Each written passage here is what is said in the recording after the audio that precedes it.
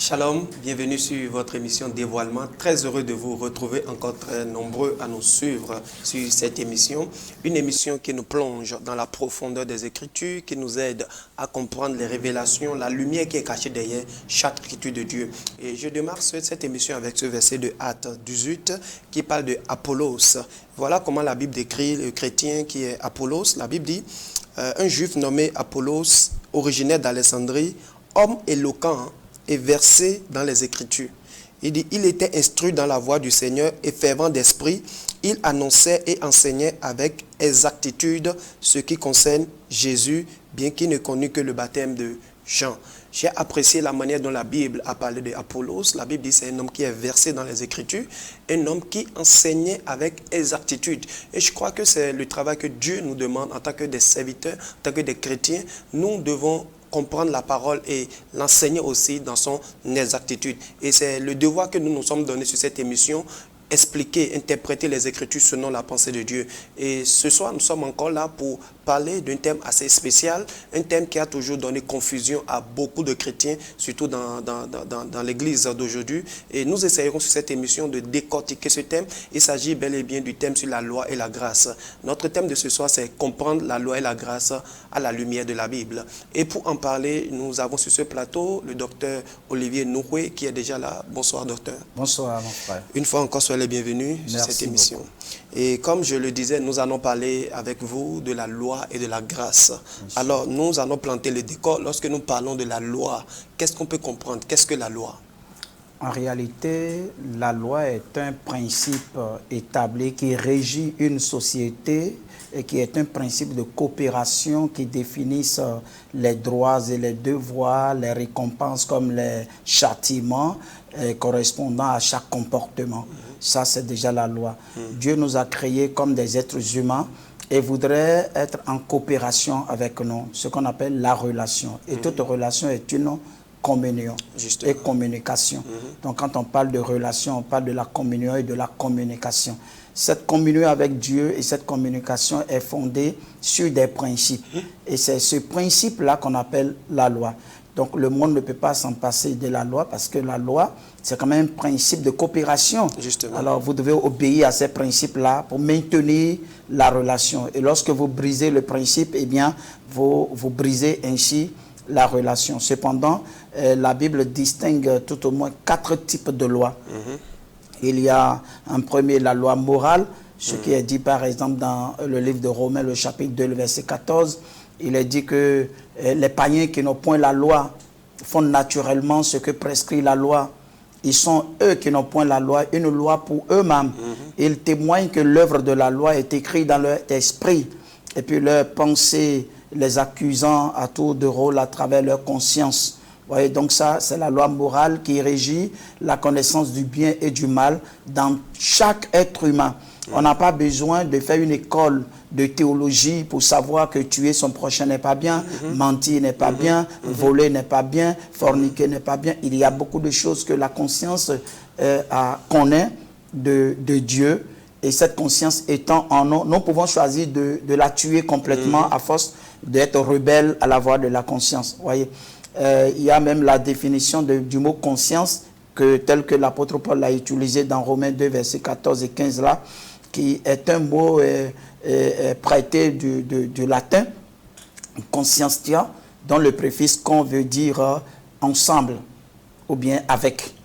Et le verbe sire qui veut dire voir. Okay. Alors donc la conscience est un élément qui voit ensemble avec Dieu, donc, ou qui voit avec Dieu. Donc Dieu l'a déposé en nous pour qu'elle soit notre raison d'être, notre raison, notre boîte d'archives de réflexion en quelque sorte, pour nous rappeler des exigences de Dieu, comprendre ce que Dieu veut de nous, etc. Il y a d'abord cette première type de loi. Maintenant, ensuite, il y a la loi de l'habitude. La loi de l'habitude, c'est ce dont l'apôtre Paul parle dans Romains 7, verset 14 jusqu'au verset 17. Il dit, ce qui est bien, je le sais, mais n'habite pas en moi. Quand je vais faire le bien, c'est le mal qui s'attache à moi. Donc, à force de désobéir, eh bien, ça s'est transformé en une exigence obligatoire et on appelle ça la loi de l'habitude. Okay. À force de faire quelque chose habituellement, on finit par créer un état de réflexe par rapport à la chose et puis on ne peut plus s'en défaire. Ce que la Bible appelle ce que nous appelons la seconde nature, voyez, ou bien la nature pécheresse. En réalité, ce n'est pas la nature constitutionnelle de l'homme, mais la nature pécheresse. L'habitude à faire quelque chose qui nous maintient dans un lien où on ne pourra plus jamais s'en défaire. Alors, bien, maintenant, il veut faire le bien, mais il ne peut plus. Parce qu'à force de faire le mal, il s'est habitué au mal. Et le mal a créé cette entité qui s'impose désormais à lui. On appelle ça la loi de l'habitude. D'ailleurs, au verset 23, il a dit que je vois dans mes membres une loi qui lutte contre la loi de mon entendement et qui me rend captif à la loi Pasteur, du si péché. vous permettez, on va lire le verset. Vous avez dit Romains 7, verset 23. Romains 7, verset 23. La Bible dit ceci. Mais je vois dans mes membres une autre loi qui lutte contre la loi de mon entendement et qui me rend captif à la loi du péché qui est dans mes membres. Vous voyez, donc la loi du péché se trouve dans ses membres. Et cette loi lutte contre la loi de son entendement, donc la loi de la conscience.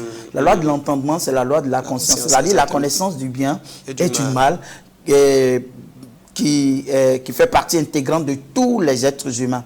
Alors maintenant, il y a une autre loi qui lutte contre cette loi-là, puisqu'il a utilisé l'expression loi à 3 reprises.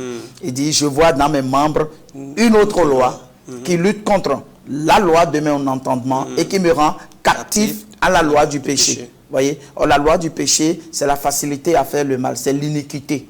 La loi du péché, c'est un autre type de loi. Non. C'est la loi de l'habitude. C'est ça la loi du péché.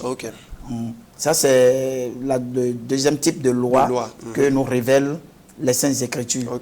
Eh bien, il y a cette troisième type de loi qui est maintenant la loi de Moïse. Oui, nous parlons là maintenant de la loi de Moïse. Voilà. Alors, la loi de Moïse est une loi de répression contre la loi du péché. Oui. Dans la loi de Moïse, il y a 42 péchés pour lesquels il faut tuer le pécheur. Dès que quelqu'un commet l'un de ces 42 péchés, il est passible de lapidation. Il faut lapider celui qui commet l'un de ces 42 péchés. Alors ça devient une loi de répression, parce que s'il n'y a pas de répression, la loi n'a pas de la valeur. Alors donc Dieu a envoyé la loi par Moïse. Et quel genre de loi? En réalité, c'est la loi de la répression. Ce n'est pas qu'on ne savait pas que voler n'est pas bien. Voler, c'est une loi de l'entendement. C'est une loi de la conscience. C'est une loi morale. Voyez, donc Moïse ne peut pas nous donner une loi disant tu ne tueras pas, tu ne voleras pas, etc.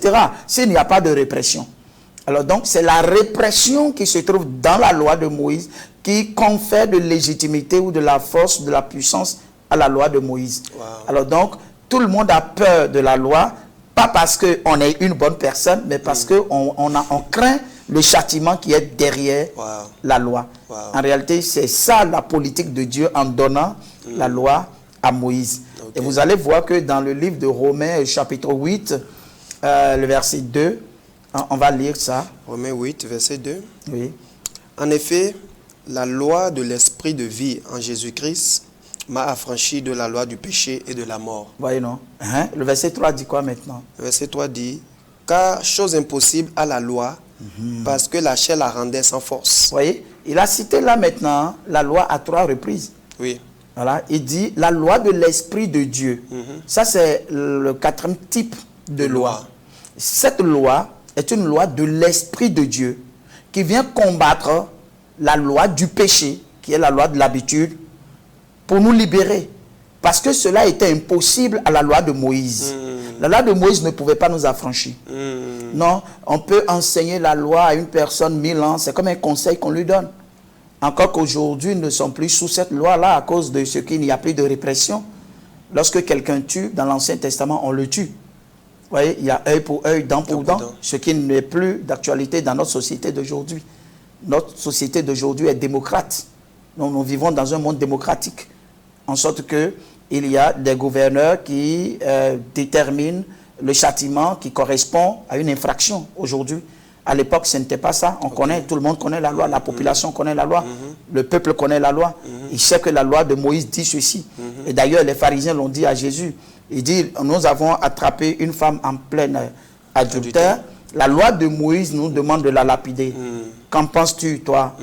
Et voyez, donc lui, il a fait preuve de la loi de l'esprit de vie. Voilà, pour réfuter les pharisiens. Quand il a commencé à écrire, eh bien, il a ressorti la culpabilité dans la conscience de tous les pharisiens pour dire que tous ont péché et sont privés de la gloire de Dieu. Il n'est pas question qu'un homme condamne un autre homme en le lapidant pour son péché. Et il se met là maintenant comme la loi de l'esprit de vie, qui est la loi de la grâce, au fait. Amen. Et c'est cette loi de la grâce que certainement nous allons parler de ce que veut dire la grâce tout à l'heure.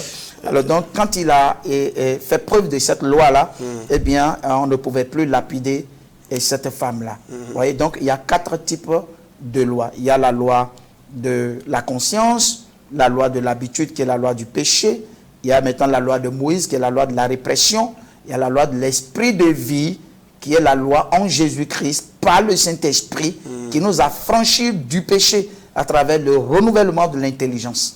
Alors, quand vous parlez de la loi de l'esprit et de vie, tout à l'heure dans Jean 1, verset 17, je lisais, la Bible dit, la loi est venue par Moïse, mais la grâce est venue par Jésus-Christ. Yes. Maintenant, quand vous dites que la loi de l'esprit de vie, c'est une loi, Oui. quand même, mais c'est encore... Est-ce que Christ a apporté un autre type de loi ou... C'est-à-dire que je veux comprendre la différence entre cette loi et les autres lois. Le Christ a apporté une autre loi. Le Christ est un roi. Il faut qu'il change la constitution pour régner. Donc la constitution de l'ancienne alliance doit être révisée. Et lui, il a révisé cette constitution-là pour son royaume. C'est d'ailleurs pour ça qu'il a été dit à vos pères, mais moi je vous dis. Là déjà, il est en train de toucher à des règles fondamentales qui régissaient le peuple d'Israël pour eh bien, faire asseoir son règne. Donc le règne de Christ en tant que roi est assis sur une constitution que nous appelons la grâce. Ok. Voyez. Alors, on dit la loi est venue par Moïse. Alors, nous pouvons remplacer la loi par la répression. Okay. La répression au péché est venue par Moïse. La grâce, maintenant, c'est la délivrance. Alors, la délivrance du péché est venue par Jésus-Christ. Ah, waouh. Je crois que cette version de la chose est encore plus compréhensible. La loi est venue par Moïse. C'est-à-dire, la répression du péché est venue par Moïse. La grâce est venue par Jésus-Christ. La délivrance du péché est venue par Jésus-Christ. C'est comme ça qu'il faut comprendre ce texte-là. Oui. Même quand il dit, je ne suis pas venu pour abolir la loi, mais pour l'accomplir. Nous devons comprendre. Et il n'est pas en train de dire qu'il n'y aura plus de répression. Mais il dit que je vais vous délivrer de la répression. Voilà. Il va vous délivrer du châtiment. Vous ne serez plus à mesure de commettre ces péchés-là. Nous allons revenir particulièrement sur ça tout à l'heure, voir quand on parle de l'accomplissement de la loi, qu'est-ce que cela veut dire. Alors, ma deuxième question pour vous, docteur, quand on parle de la loi, comme vous l'avez dit, vous avez cité les différents types de lois, la loi de Moïse, que Dieu... Alors, pour quelle raison au juste, si on doit comprendre, pourquoi la loi? Oui, effectivement, la loi était indispensable pour le peuple dans l'Ancien Testament à cause de la dureté du cœur. Premièrement, à cause de la dureté du cœur de l'homme. Vous savez, Jésus a dit aux pharisiens, quand les pharisiens lui disaient, mais pourquoi Moïse nous a prescrit la loi du divorce? Justement. Et il a dit, c'est à cause de la dureté de votre cœur. Donc, à cause de la dureté du cœur, Dieu ne pouvait que imposer des principes, des lois.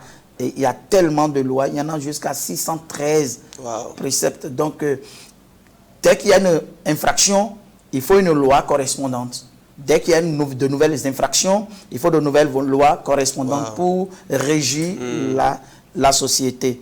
Maintenant, dans Galates 3, versets 18 à 19, il dit que la loi a été donnée à cause des transgressions. Le péché est trop. Oui, Galates 3, versets 18 à 19. La Bible dit, car si l'héritage venait de la loi, il ne viendrait plus de la promesse. Or, ce n'est pas la promesse que Dieu a fait à Abraham, ce don de sa grâce. Pourquoi donc la loi? Elle a été donnée ensuite à cause des transgressions. Voilà, c'est la réponse même à ta question. Pourquoi donc la loi? Elle a été donnée ensuite à cause de la transgression. Parce qu'il y a tellement de péchés. Vous savez, on dit souvent que lorsque le tueur est tué, il ne tuera plus. Alors, lorsqu'on laisse le tueur en vie, il va toujours tuer. Il faut une loi pour dire que le tueur ne vivra pas. Wow. Voyez, donc quand le tueur est tué, il ne tuera plus personne. C'est ainsi que la loi de Moïse est venue régler le problème du péché. Pas qu'il a délivré notre cœur, mais il nous a restreints dans notre inconscience par rapport au péché. Voyez, quelqu'un, il est fâché, il a le revolver sur lui, il peut tirer sur son ami. Mais quand il sait qu'il y a une loi qui est condamne comme ça, à mort, même, il ne va plus le faire. Il ne va plus le faire. Justement. On dit qu'en Allemagne, il y a une époque où les gens volaient les porte-monnaies, les piqueurs de pocket là. Et puis, une loi est sortie comme quoi, dès qu'on attrape quelqu'un, on le tue.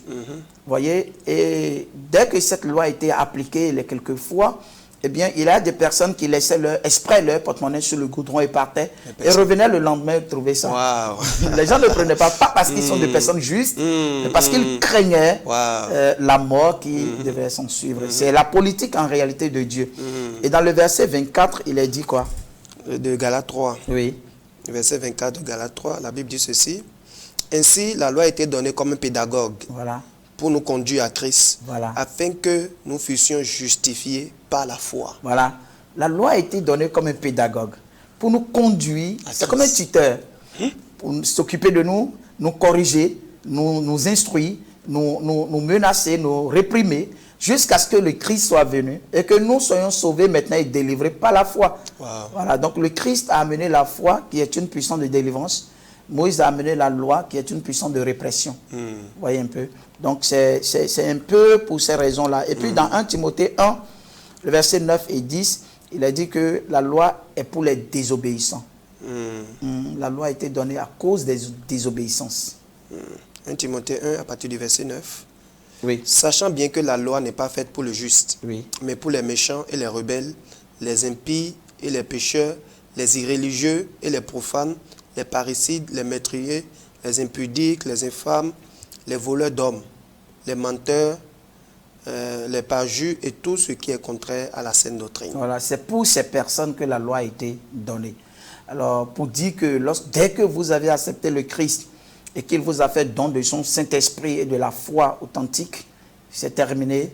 Vous êtes transformé depuis votre intérieur progressivement jusqu'à ce que vous atteigniez le statut parfait d'homme. Et puis vous n'êtes plus soumis à cette loi-là. Wow. Parce que la loi, en réalité, a été donnée à cause des désobéissances et pour les désobéissants. Voilà. Alors est-ce que quand Dieu donnait la loi, est-ce qu'il avait un plan pour que la loi prenne fin un jour, ou il avait donné la loi pour que la loi subsiste tout le temps? Non, dans le plan de Dieu, c'est que la loi doit prendre fin. Parce que dans le livre de Galates que nous avions lu, le verset 23, je crois, Galates 3, verset 23, il nous renseigne, ce texte nous renseigne vraiment sur la politique de Dieu par rapport à la loi. Avant que la foi vînt, oui, nous étions enfermés sous la garde de la loi, en vue de la foi qui devait être révélée. Dieu savait que la loi allait prendre fin dès que la foi serait venue. Ok.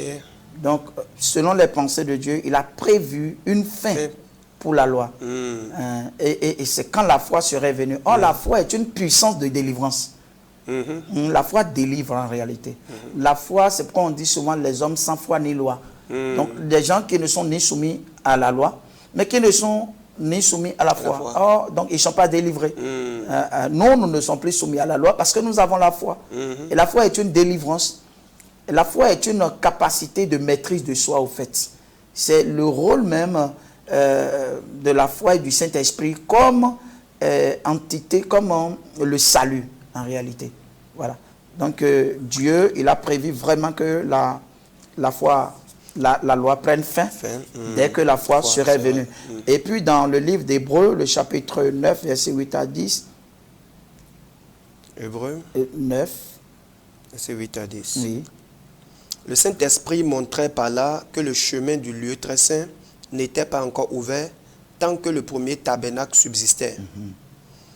C'est une figure pour le temps actuel où l'on présente des offrandes et des sacrifices qui ne peuvent rendre parfait sous le rapport de la conscience qui rend ces cultes et qui, avec les aliments, les boissons, les diverses ablutions, étaient des ordonnances charnelles imposées seulement jusqu'à une époque de réformation. Voilà.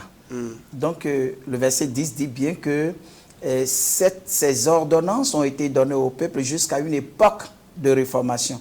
Or, la réformation, c'est le renouvellement de l'intelligence par le Saint-Esprit et la foi. Alors, la loi a été donnée jusqu'à une époque. Ils étaient sous ce régime de la loi. Et puis, l'apôtre dit, l'écrivain, il dit qu'ils étaient avec les aliments, les ablutions, des ordonnances charnelles. Vous voyez, c'est des ordonnances en réalité charnelles, ce n'est pas spirituel. Et que jusqu'à une époque de la loi, de réformation, jusqu'à une époque de réformation, où la foi viendrait transformer l'intérieur des croyants avec le Saint-Esprit pour qu'ils soient des personnes à la ressemblance, c'est-à-dire qu'ils retrouvent leur image et leur ressemblance de Dieu. Wow. Voilà. Donc, dans les pensées de Dieu, c'était clair qu'un temps viendra où il y aurait une nouvelle alliance qui allait prendre la place de l'ancienne alliance et que les choses seraient changées complètement. Alors, si je comprends bien, docteur, quand Dieu donnait la loi, dans sa pensée, c'était une solution temporaire. C'était une solution temporaire. Très bien. C'était une solution temporaire. Même, il est bien dit dans Hébreux 10, le verset 8 à 9. Hébreux 10, verset 8 à 9. Oui, Hébreux 10, verset 8 à 9. Oui. Après avoir dit d'abord, tu n'as voulu et tu n'as agréé ni sacrifice, ni offrande, ni holocauste, ni sacrifice pour le péché. Il dit ensuite, voici, je viens pour faire ta volonté. Il abolit ainsi la première chose, un moyen d'expiation. Non, en fait, il y a une version un peu qui est... Oui. Voilà, il dit ensuite, voici, je viens pour faire ta volonté. Il abolit et supprime ainsi la première chose, la première alliance, un moyen d'expiation du péché sur la base des sacrifices d'animaux pour établir la seconde alliance sur la base de l'offrande et de l'obéissance du Christ. Yes. Donc là, l'écrivain fait mention de deux choses. La première chose et la seconde chose. Il dit que la première chose était un moyen de sacrifice à travers les taureaux, les animaux, etc. Mais que la seconde chose, à travers l'obéissance et le sacrifice de Christ. Amen. Donc, selon les pensées de Dieu, la chose était bien claire dès le départ. Dieu savait que la loi allait régner un temps donné et que la seconde chose, et puis regardez les mots forts qui ont été utilisés, il dit, il abolit la première chose et il utilise encore l'expression, il supprime la première chose. Yeah. C'est là, c'est en ce moment qu'on comprend, je ne suis pas venu pour abolir la loi, mais pour l'accomplir. Parce qu'en réalité, ça a été aboli. Mais pendant que le Christ parlait, il n'était pas encore allé sur la croix. Donc, il ne pouvait pas dire, je suis venu pour abolir la loi. Non, il est venu vraiment pour l'accomplir. Et c'est sur la croix seulement qu'il a pu dire, tout est accompli. Dès lors, celui-ci peut déjà écrire que la première chose a été abolie, ainsi supprimée. Amen. Donc, Dieu savait bien qu'il allait supprimer ces choses-là. Et quand tu lis le verset, du verset 16 du chapitre-là, du verset 16 jusqu'au verset 20, il dit, voici l'alliance que je ferai avec eux. Après ces jours-là, dit le Seigneur, je mettrai mes lois dans leur cœur et je les écrirai dans leur esprit, produisant une transformation intérieure. Voilà, produisant une transformation intérieure. Ça veut dire qu'un temps viendra où la loi va disparaître selon les pensées de Dieu. Dieu sait qu'un temps viendra où lui-même allait choisir de faire disparaître la loi pour que l'Esprit de Dieu, ce qui avait été promis, soit donné et transforme, régénère l'esprit des hommes. Donc, à partir de là, tous ceux qui ont été régénérés par le Saint-Esprit et la foi comme don venant de Dieu ne seront plus jamais soumis à la loi. Donc Dieu avait prévu tout ça dès le départ. Ce n'est pas maintenant qu'il faut dire oui, nous sommes toujours sur la loi, etc. etc. Non. Dans notre émission précédente, nous avions fait allusion au fait que Élisée avait pris du sel dans un plat neuf et a fait quoi? A assaini l'eau. Et puis la ville de Jéricho a commencé à prospérer. Alors que cette ville de Jéricho, qui l'avait maudit? Qui avait maudit cette ville-là? C'était Josué. Alors, Josué est un homme de Dieu. Élisée est un homme de Dieu. Mais un homme de Dieu a maudit et un homme de Dieu a béni. Waouh, quelle révélation. Voyez un peu. La loi est une loi venant de Dieu, mais une loi de malédiction. La grâce est une loi venant de Dieu, mais une loi de bénédiction. Quelqu'un est venu maudire, l'autre est venu pour bénir. Donc il est important pour nous de comprendre sous qui nous sommes sous la malédiction et sous qui nous sommes sous la bénédiction. Tant que le chrétien n'a pas compris ça, il vivra dans les deux. Yeah. Ce qui n'est pas bien. On ne doit pas vivre dans les deux. Il ne faut jamais vivre dans les deux. On ne prend pas du vin nouveau qu'on met dans une vieille outre. Pour le mettre dans une vieille outre. Dans ce cas, on perdrait les deux. Et les outres et le vin. Voyez, on perd la loi et on perd la grâce. Wow. Wow. Alors, pourquoi Dieu avait prévu la fin de la loi? Pourquoi devions-nous être rachetés de la loi? Pourquoi Dieu avait prévu ça? Oui, nous devrions être rachetés de la loi, en premier parce que nous étions coupables du péché sous la loi.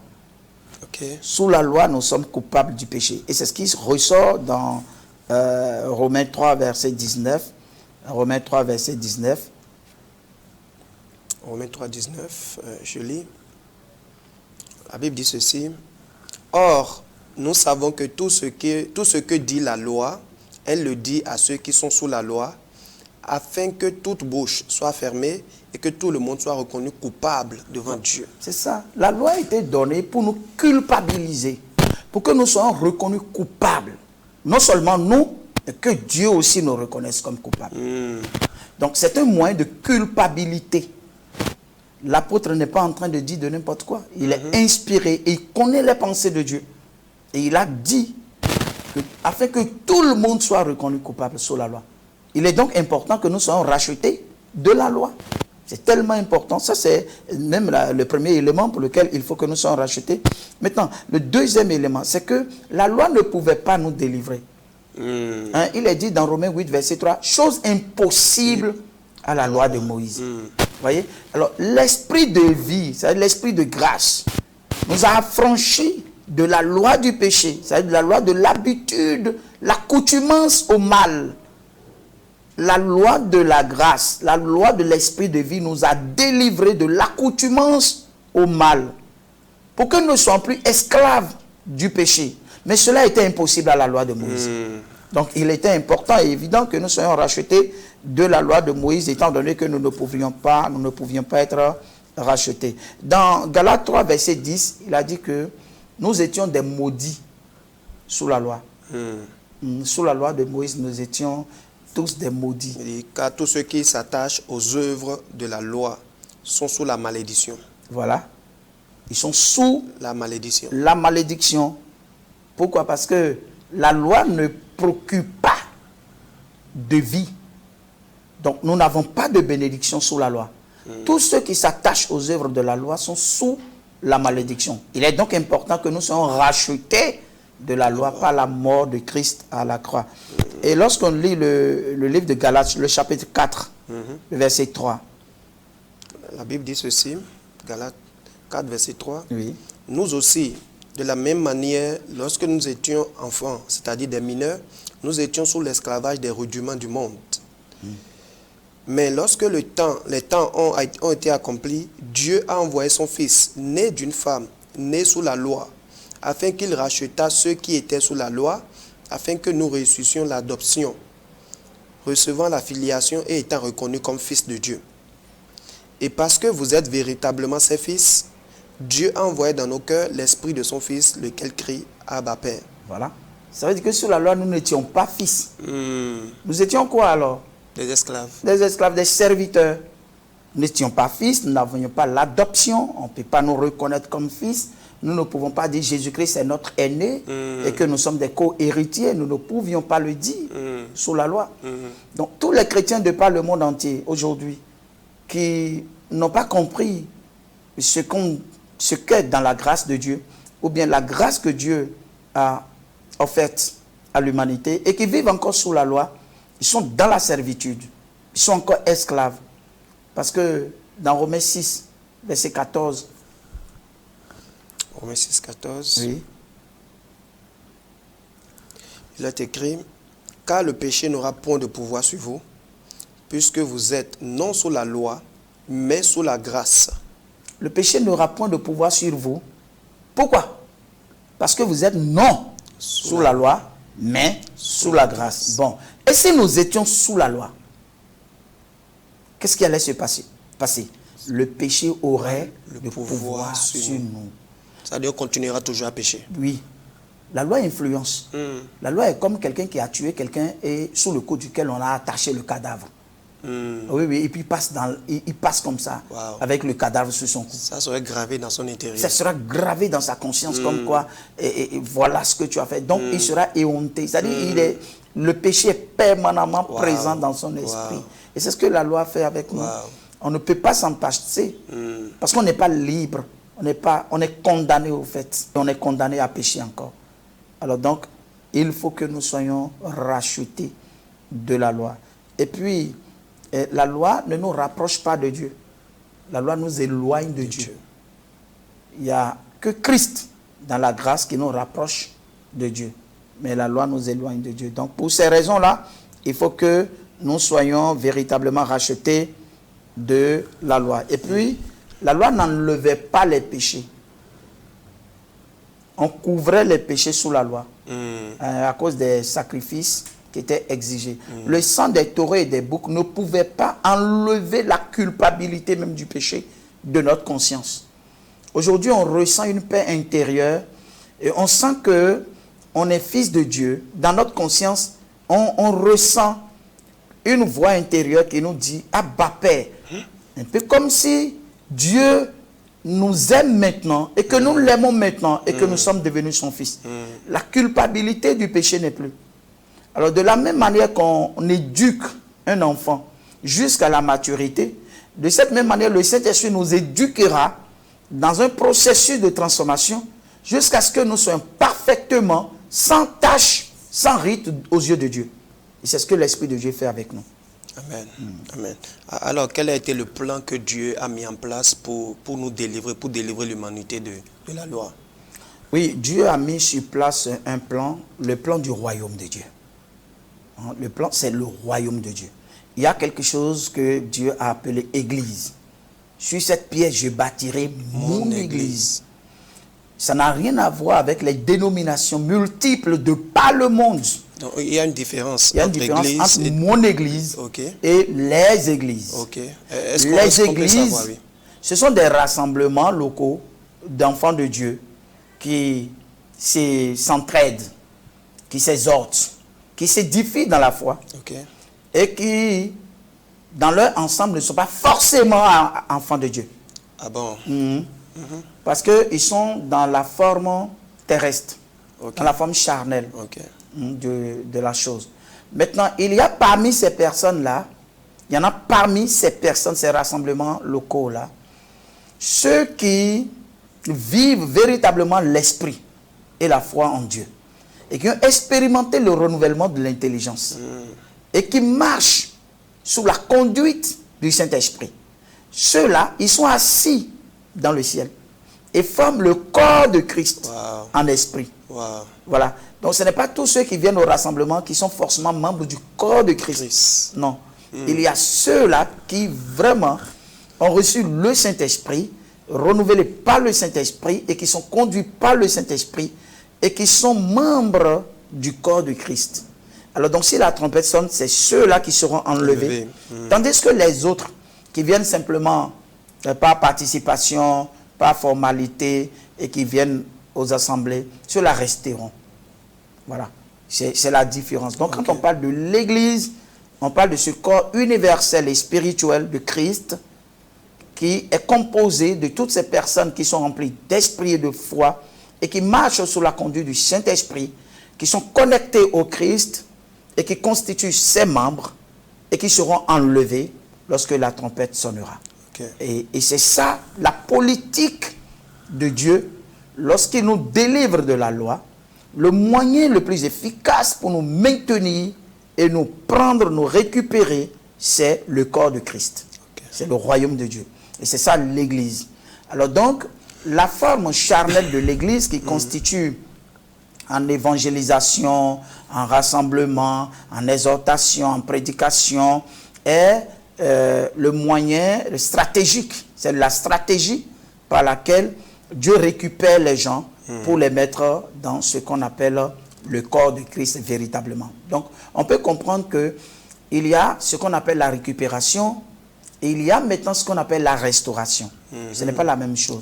Il y a la récupération, c'est-à-dire, tu as accepté l'évangile, eh bien, on t'a donné la foi et le Saint-Esprit, on t'a récupéré. Tu deviens membre du corps du Christ universel. Maintenant, le Seigneur va nous restaurer après. Et là, nous dégager de notre corps physique et des pressions atmosphériques ou des persécutions auxquelles nous sommes soumis maintenant. Et puis comme ça, il va pouvoir nous restaurer éternellement. On attend cette restauration-là. Alors, est-ce que sur ça, quelqu'un peut reconnaître aujourd'hui, qu'il fait partie réellement du corps de Christ? Est-ce que quelqu'un, ou c'est seulement au jour de l'enlèvement qu'on connaîtra réellement ceux qui font partie du corps de Christ? Non, nous ne pouvons peut-être pas reconnaître si quelqu'un d'autre fait partie intégrante du corps de Christ. Mais nous reconnaissons en nous-mêmes si nous sommes... Si nous faisons partie de ce corps, nous devons le savoir du moment où la voix de l'Esprit qui résonne en nous, nous dit que nous sommes enfants de Dieu. Donc l'Esprit atteste à notre esprit que nous sommes enfants de Dieu. Et moi, je reconnais ça, tu peux reconnaître ça de par ton intérieur. Mais moi, je n'ai pas de baromètre pour attester que l'autre déjà est déjà membre du corps de Christ. Est-ce qu'on ne peut pas jauger l'autre en fonction des Écritures? Peut-être quelqu'un qui... Oui, on peut le jauger en fonction des Écritures, mais pas rendre un témoignage fiable de lui. Ce témoignage revient à sa conscience et au Saint-Esprit qui est en lui. Voyez un peu. Mais nous sommes dans le monde, et c'est un monde charnel où l'Esprit est en train de récupérer tous ses enfants dans la barque. Eh bien, dès que nous rencontrons un chrétien, nous lui posons certaines questions pour reconnaître qu'il est enfant de Dieu. Il ne faut pas que lorsqu'on te pose la question, es-tu enfant de Dieu, que la réponse soit oui, je suis assemblée évangélique de temps. Non. Cela ne justifie pas que tu sois enfant de Dieu. Il faut dire quelque chose pour permettre à l'autre de savoir que tu as reçu ce qui fait de quelqu'un un chrétien. Vous voyez un peu. Parce que être un chrétien n'a pas de rapport avec l'église locale, avec les dénominations, les animations, les prédications, les fonctions dans l'église. Non, non, non, non, non, non. Être chrétien a rapport avec une seule chose. Oui. Laquelle? Je pense qu'on va réserver ça pour une autre émission. Alors, il n'y a pas de souci. Que les gens ne pensent pas que c'est en le disant qu'on le devient. Ce n'est pas le fait qu'on dit « j'ai ça » qu'on est chrétien. Voilà. Il faut que la chose t'anime véritablement à partir de la prédication de l'œuvre de la croix. Quand tu acceptes vraiment l'évangile, Dieu ne peut pas ne pas te donner la chose. C'est à partir de cette chose-là que tu dis « Waouh, je suis devenu chrétien » parce que tu ressens ça. Alors, c'est vrai que ce n'est pas le sujet du jour, mais je voudrais demander, est-ce que quelqu'un peut faire partie du corps de Christ sans être dans une église locale? C'est comme on demande à un poisson de vivre à l'extérieur de l'eau et vivre. Bon, il faut forcément être dans une communauté où l'on enseigne, une communauté chaleureuse qui n'est pas fondée sur des mauvaises doctrines. La mauvaise doctrine, c'est déjà les déviations doctrinale et le culte de la personnalité. C'est-à-dire là, il y a une seule personne qui dicte sa loi et tout le monde se soumet. Il n'y a pas un collège d'anciens, il n'y a pas un regroupement où les gens réfléchissent sur le bon fonctionnement de la communauté ou comment entraider les gens. Et puis c'est une personne qui est le leader comme s'il était un gourou. Et puis il règne sur tout le monde. Quand il dit, il a dit. Quand il n'a pas dit, ce n'est pas encore dit. Ce n'est pas bon. Le Christ n'a pas fait ça. Vous voyez, non, le Christ a formé un collège de personnes. Et donc, ce groupe de personnes est un exemple que nous devons suivre dans toutes les communautés du monde entier pour ne pas tomber dans des déviations doctrinales. Voilà. Je crois que cette parenthèse aussi est très intéressante. Nous allons revenir sur ça sur une autre émission.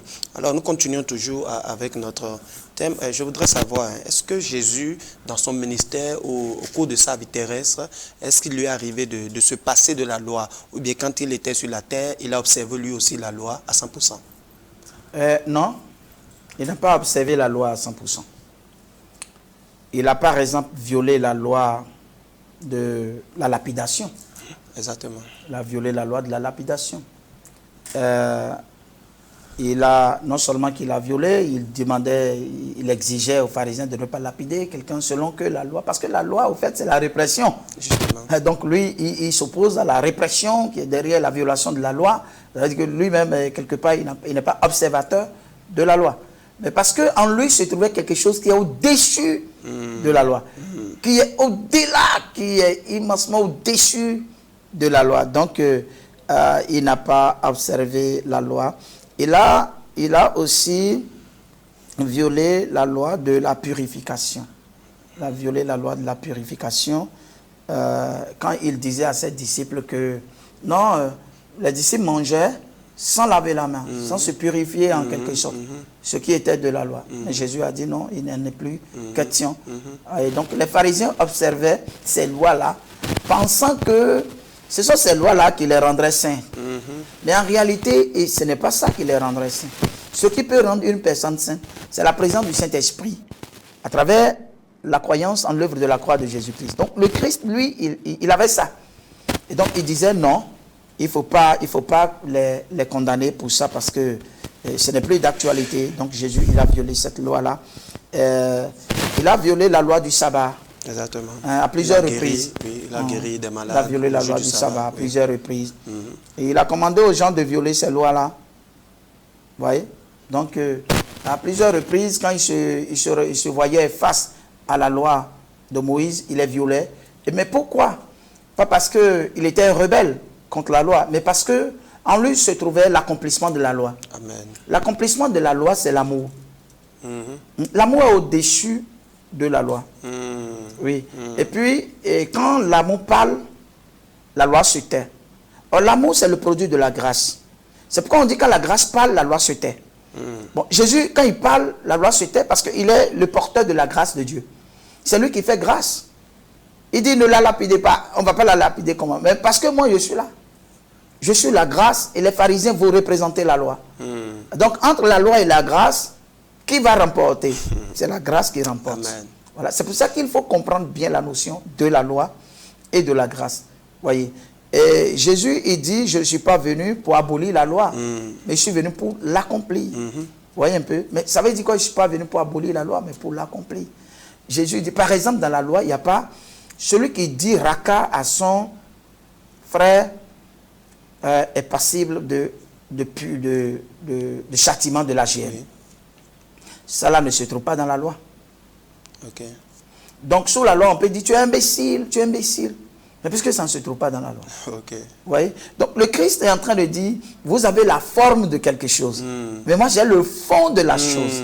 Descendons dans le fond de la chose et vous comprendrez qu'en réalité, la forme que vous avez gardée là, ça ne peut pas vous sauver. Wow. C'est pourquoi il dit, je suis venu pour l'accomplir.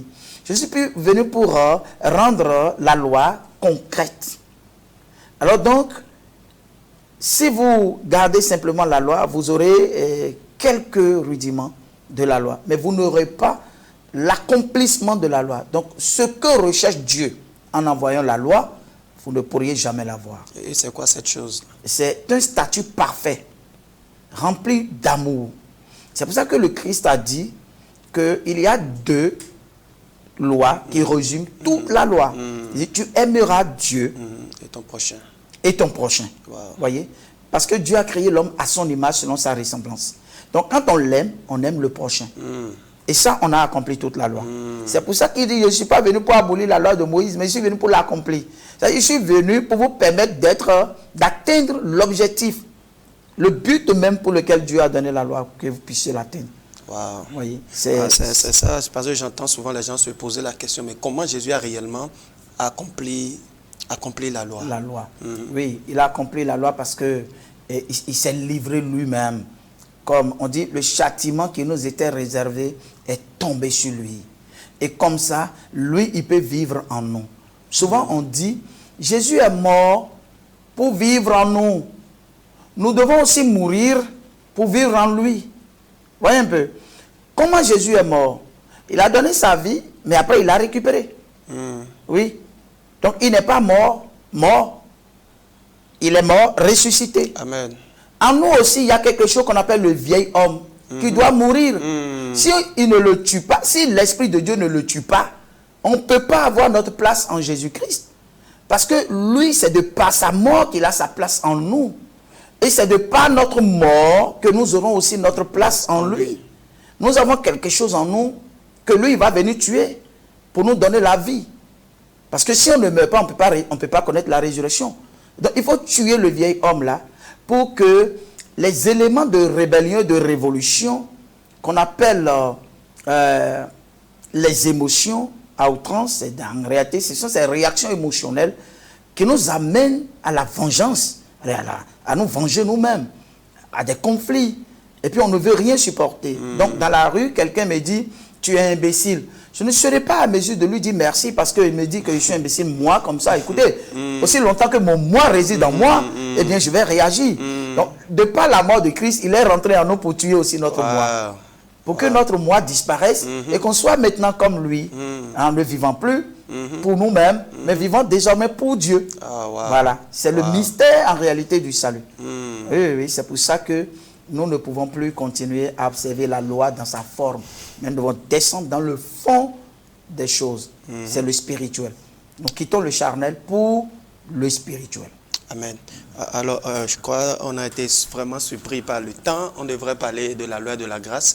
Mais je crois que nous allons revenir sur une deuxième partie et parler de la grâce. Mais avant, docteur, quand nous parlons de la loi de l'esprit de vie, tout à l'heure, vous aviez dit que Jésus a introduit une autre loi. Oui. Ça, c'est quelle loi que Jésus a introduit? Oui, Jésus, il a introduit la loi de l'esprit de vie. C'est quoi la loi de l'esprit de vie? La loi de l'esprit de vie, c'est la réception du Saint-Esprit. Et lorsque le Saint-Esprit rentre dans une personne, eh bien, un peu comme je le disais tout à l'heure, le chrétien, il est chrétien à partir du Saint-Esprit et de la foi. La foi permet à Dieu d'oublier notre passé à travers le pardon de nos péchés. Exactement. Maintenant, le Saint-Esprit permet à Dieu de construire notre futur à travers le renouvellement de l'intelligence.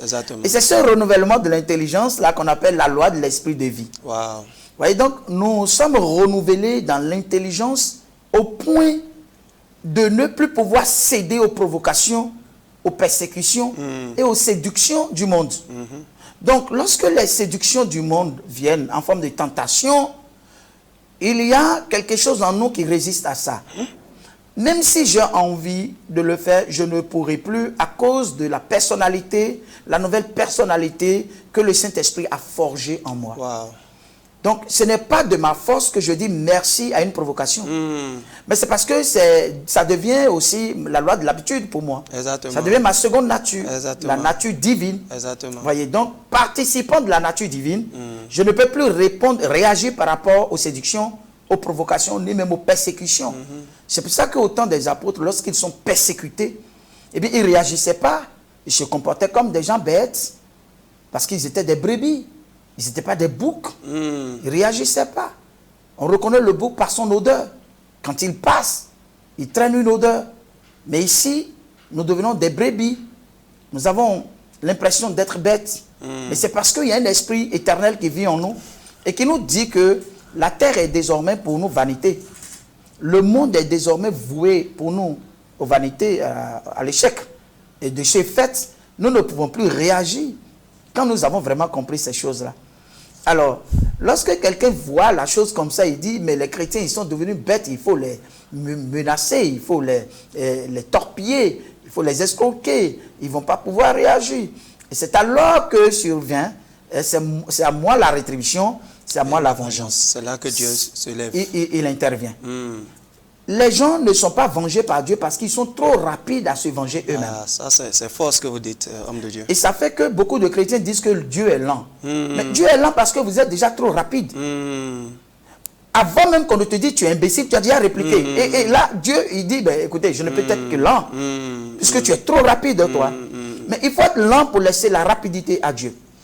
Dieu ne peut pas ne pas défendre ses enfants. Là et rapidement, hein, une parenthèse. Là, par exemple, quelqu'un qui offense un chrétien, et le chrétien ne réagit pas de façon physique, mais il entre dans sa chambre, se met en genoux et commence par prier contre cette personne. Pensez-vous que c'est normal ou carrément le chrétien ne fait rien? Non, quand il a le Saint-Esprit, vraiment, il ne fera pas ça. Il ne dira pas, Seigneur, il m'a offensé, et dès il me venger. Non, il ne dira pas ça. Au contraire, il dira, Seigneur, il ne sait pas ce qu'il fait. Bénis-le, ouvre son esprit, accorde-lui la grâce. Donne-lui de connaître le royaume dans lequel nous allons vivre éternellement. Seigneur, il fait pitié en m'offensant ainsi. Voyez un peu, ça c'est les paroles de l'esprit, ça. Wow. Et c'est textuellement ce que l'apôtre Étienne, il a dit lorsqu'on le lapidait. Exactement. Père, pardonne-les car ils ne savent pas ce qu'ils font. Wow. Il prie encore que Dieu leur accorde la grâce. Parce que c'est l'aveuglement au fait qui les a menés à là, quoi. Waouh, c'est vraiment fort et c'est vraiment édifiant tout ce que nous avons suivi ce soir, bien aimés. Je vous encourage, la Bible dit nous sommes heureux si nous entendons ces choses, pourvu que nous les pratiquions. Et je prie vraiment pour chacun de nous que ces messages, ces paroles puissent ouvrir nos yeux afin que nous puissions comprendre réellement ce que Christ est venu accomplir pour nous. Alors, hommes de Dieu, nous sommes à la fin de cette émission. Vous avez des séances d'enseignement que vous tenez. Est-ce que vous pouvez rapidement nous parler de ça? C'est de quand à quand et est-ce qu'il y a un numéro qu'on peut contacter? Oui, effectivement, nous avons un programme spécial que nous animons tous les mardis de 12h30 à 14h30. Ça, c'est un programme spécial où nous mettons à la disposition de tous les participants les 7 grands sujets de la Bible. En réalité, Dieu, il nous a donné un livre très volumineux, mais le contenu n'est pas aussi nombreux. Il n'y a que 7 grands sujets que nous traitons tous les mardis de 12h30 à 14h30. Mais à Cotonou, nous le traitons vers l'église catholique Saint-Jean, dans la rue de l'église catholique Saint-Jean. Tous les mardis, de 12h30 à 14h30, dans la rue de l'église catholique Saint-Jean, 4e bâtiment à gauche. Okay. Et pour nous joindre par WhatsApp, c'est le 60 16 68 68. Donc 60, plus 229, voilà. 60 16 68 68. Okay. Voilà. Et dès qu'on nous contacte, on a la réponse à toutes les questions. Et je crois que ces enseignements donnent vraiment d'appétit. Ça donne aussi la motivation de vous écouter davantage, d'écouter ce que Dieu a mis en vous. Et je crois que les téléspectateurs ont noté ce numéro par la grâce de Dieu. Le mardi, nous allons encore nous retrouver sur le site pour écouter encore ces enseignements. Bien aimé, que le Seigneur vous bénisse et à la prochaine pour un autre numéro de dévoilement. Merci.